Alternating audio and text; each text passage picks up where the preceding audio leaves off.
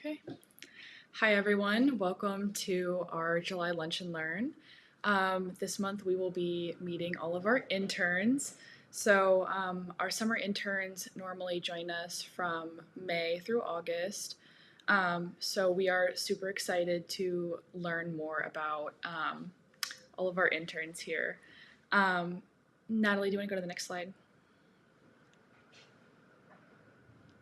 So we're going to have Ganesh. I believe this is your slide. I'm not sure which slides are Sophie's and which ones are Ganesh's. We had two folks kind of do some environmental science stuff this summer, which was really exciting. So I'll have you guys take it away. Yeah, I'm gonna start. So I'm Sophie. I am one of the environmental science interns.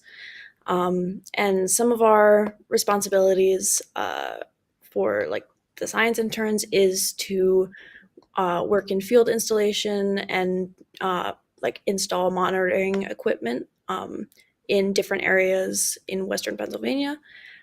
We also have to learn how to use the monitoring equipment and technology, um, since we are the ones that kind of look over it and work with the data that we get. Um, yeah, and my name is Ganesh. I'm the other environmental science and research intern, and we also are expected to assist in analyzing the collected data and comparing it to published research on air, water, and noise pollution. We also assist in reviewing permit documents and see if and for compliance with state and federal laws. Natalie, would you like to go to the next slide? Oh, perfect.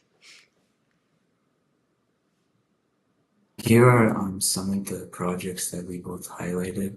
So one of my projects was reviewing and providing summaries to documents related to the waste present in the Marnovo landfill from 2022 to early 2024. I reviewed quarterly documents from those years, and for each report, I provided a summary and a chart that showed like the carriers and waste present in each report. And another project I did was hydrogeological research. So the main purpose of this project was to see how groundwater influences the surface water quality with streams. I did this by referencing the topography of the region and also the water quality for groundwater drinking wells as a way to see like if there's like a pattern there and what we can do, since there's ultimate goal of the this research is to hopefully be a guide if anybody wants to see if there's like any like general patterns of how groundwater influences the surface water in streams.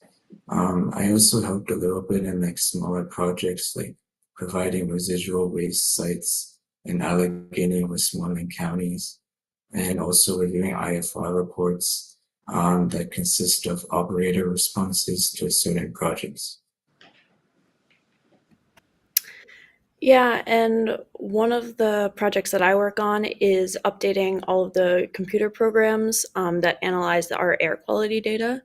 So, along with installing the air quality monitors, we have to take that data and analyze it and run a bunch of tests on it. So, I spent a while doing that and compare the air quality that like we're receiving against EPA standards and the air quality index.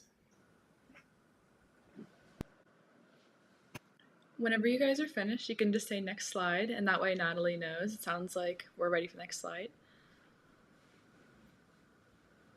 Our projects, we highlighted a couple of events that we attended. I went with the environmental science team on 2 water sampling trips to sites in Monessen, Belle Vernon, Plum, and Charleroi. We visited 8 sites together, and A lot of the streams, it was very clear that there was acid mine drainage or other metals present in the streams. Um, on the picture on the left, you can see me and Yvonne taking a sample of the stream, and we can see just the color of the stream and how it's contaminated. At the stream, we not only like noted down like observations, but we measured like the pH, conductivity, dissolved oxygen, and temperature, as well as took PFAS samples. Yeah. And one event that I attended was the SUMA canister training with the Pitcairn Fire Department. So in Pitcairn, a bunch of people were smelling like really bad air. It smelled really like odoriferous. So we worked with the Environmental Integrity Project, our program, to collect air samples, and we're training the fire department on how to do that so that if there's any other like odor events, they can basically suck in the air and analyze it to see if there's anything in the air that might be causing an issue. Next slide.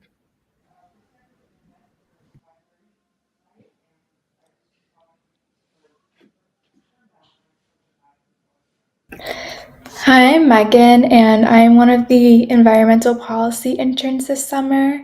Some of the responsibilities that we had were researching policymakers or corporations for, I guess, information related to policy and potentially reaching out to policymakers, and then relaying the information to our supervisor.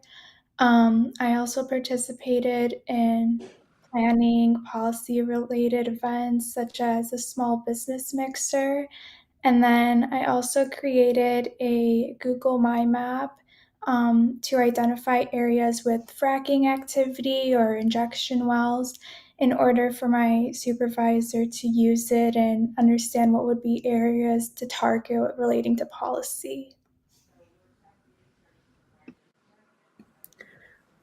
Some of our projects and events that we did as well was evaluating new bills and reporting on helpful information, especially with regards to getting like community members, like getting them to work with the government and giving them power in that way.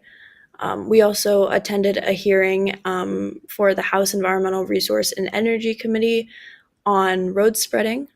Um, and we spoke to state politicians about upcoming bills that they can support.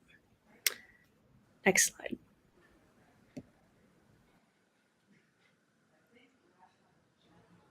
Hello, my name is Ryan. I'm the Sustainability Coordinator Intern at Protect PT.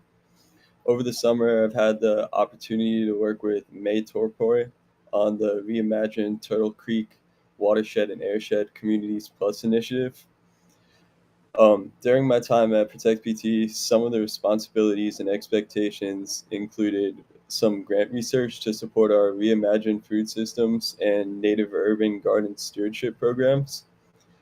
So our native garden stewardship program acts to create a native pollinator gardens to support species at risk of extinction, like the monarch butterfly. We do this by providing everything needed to have your own pollinator garden, and that includes installing and providing all the information needed to maintain these gardens. Our Reimagined Food Systems program, or RIFS, was created to increase community access to gardening and fresh food. We do this by providing all of the necessary tools to grow these gardens, including the garden beds, the seeds, and all the information to grow these plants over time. Another one of my responsibilities was to research and contact businesses for further collaboration efforts. So some of these businesses could be areas that we carry out business in, or areas that we do not have a lot of activity in. So we would like to have that to grow our outreach and support more people.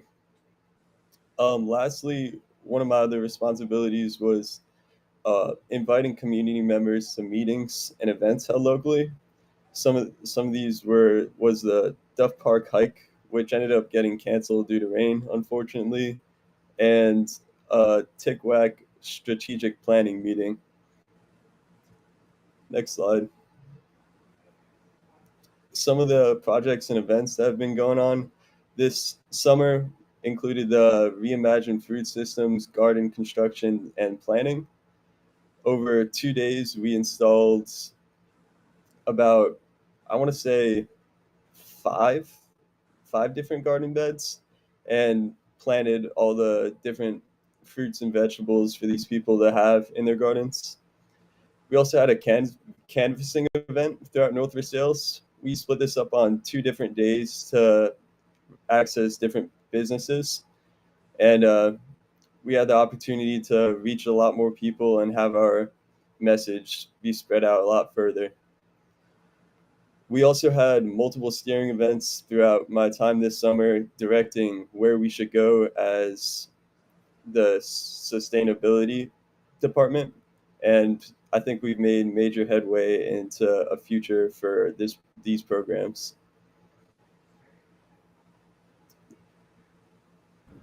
Hi, I'm Cami. And then this summer I was Protect PT's digital media and outreach intern. So that just meant that I got to work really closely with the comms teams.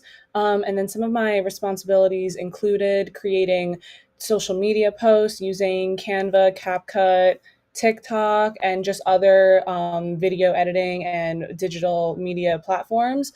I was also in charge with managing and assisting posting on our social media accounts. I was in charge of assisting staff with any other graphic design projects as needed. And then finally, I helped clean up and update our website.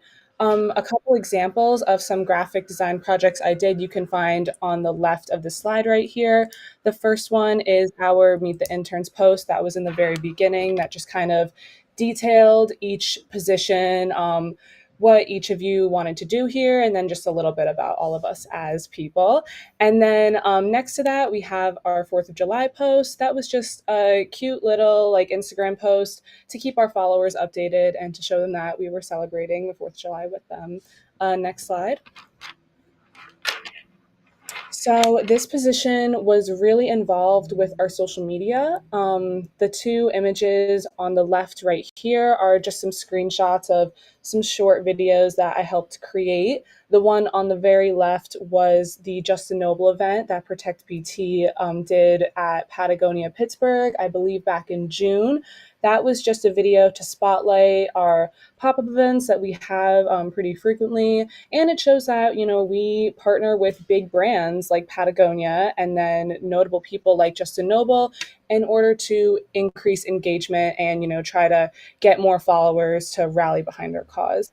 And then the other video you see here is just a short informational video about the dangers of PFAS. Again, that's just to keep our followers updated, really project our cause, and then try to get more people to rally with us for those who resonate with these messages. Next slide.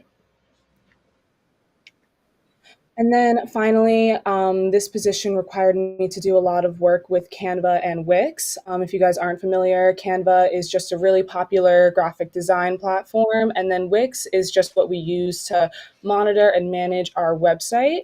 On the left here, we have one of our many member brochures. A lot of these brochures just needed some cleaning up, some updating. A lot of them were created a few years ago. So then obviously we've really expanded our team since then. So we really want to encapsulate that and, really be transparent with all of our members about who we are and what we're about. On the right here is just a couple examples of some headers on our website. Specifically, I did a lot of work with the Our Work page on our website. Again, just to be super transparent, super clear with all the people who follow us, support us, and for people who might be newcomers who want to learn more about, environmental issues, especially for community members of Allegheny and Westmoreland County. So that was just a way to make our website not only visually and aesthetically pleasing, but to be super, super clear about all of our messages and what we really stand for. Next slide. All right, yeah, so that was kind of a look at everything that all of you did over the summer. So I think this would be a great point to kind of get to know you guys better and maybe do some Q&A. Um, so thank you, first of all, thank you guys for presenting what you've worked on this summer. I can speak for the entire staff when I say we really appreciate having the interns around, and we appreciate everything that you bring to the table. Um, and having your creativity and all of your knowledge, it really is something that we hold dear. And so I first want to say thank you to all of you for all of your hard work this summer. Um, I also kind of wanted to talk and kind of have a discussion about your internships and what you felt like you learned this summer and some things that you feel like you took away from this experience. I'd love to hear. If anyone has anything to say, you can just go ahead. You don't have to raise your hand or anything. Go ahead. I guess me personally, I definitely learned a lot about social media and kind of managing and scheduling a lot of posts, even though it seems like something that's very like innate and easy, especially for younger people. I think it's really interesting how, we all like all of the events that we do, it has to be presented and to the public like in a very meticulous and intentional way in order to maximize the people that we even reach and maximize how we present our message. So I definitely think that this internship helped me personally really understand the impact of just being online and being present on social media. Yeah, that's something like I am the communications manager, so that is something near to my heart. So thank you, Cami, for bringing that up. Um, we really appreciate having you on board and helping us with all of that. Is there anything else anyone would like to share? Maybe the environmental science team or the policy team? Yeah, I can speak. I definitely learned a lot about like working with community members in both the science and the policy team. We don't do a lot of that in like school and other things, and being able to actually go into communities and see the impact of our work and talk to people has been very eye-opening for me, and something that I enjoyed a lot. Yeah, that's a really big thing with internships and the opportunity to kind of interface with an organization who is kind of out in the community. That's a really big thing for someone coming from academia into kind of the nonprofit sphere or even the corporate sphere is you're actually kind of like your feet are on the ground a little bit more, and you get to have conversations with the people that you're doing work for. I can speak for myself personally that there is a really big difference between doing literature reviews in the classroom and then coming here and actually talking to people who are affected by these real world issues that maybe you only saw on like that intellectual level before. It definitely I see it as something that we hope you all experienced during the internship is kind of this other perspective outside of academia that maybe provides more context and more understanding for when you guys return to the classroom this fall and move forward with your careers post grad. Yeah, so does anyone else have anything that they'd like to add about some things that they experienced or learned this summer? It's okay if not, but I'd like to have the floor open.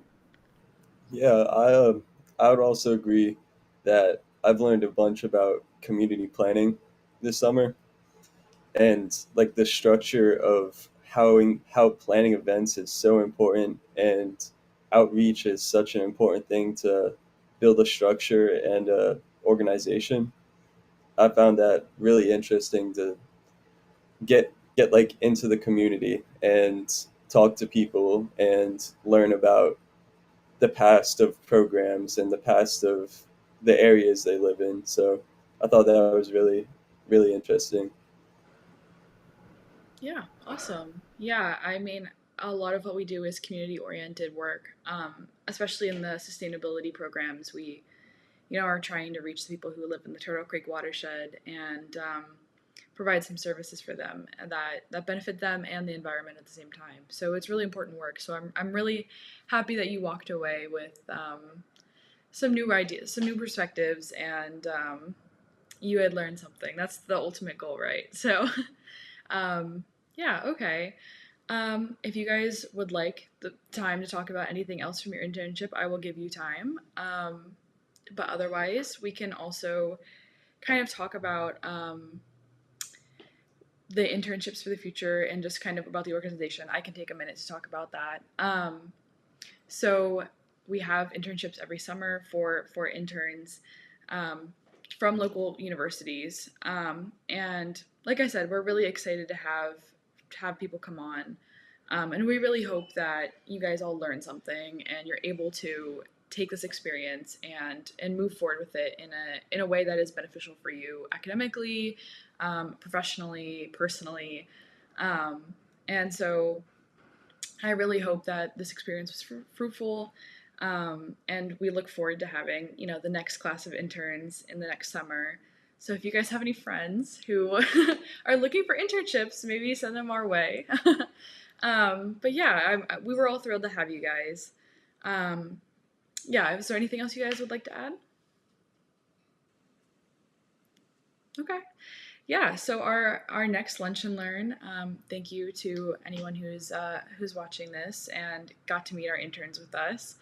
Our next Lunch and Learn will be on August 27th, and they are always last Tuesday of the month at noon. We will be talking about sustainability initiatives in Sweden. We'll be doing that with Cynthia Conti. We also have a QR code on the screen. It might be a little cut off right now, actually. Maybe I can fix it. But we have a QR code for surveys, so you can tell us how this Lunch and Learn went. We always appreciate that. And Natalie, would you like to go to the next slide? Here is the graphic to share more information about that next Lunch and Learn. So yeah, I will give it a minute and just thank you again, guys, for all of your help this summer and for this wonderful presentation. All right, I think we're good. Thank you so much, guys. All right, let me see. All right, bye everyone.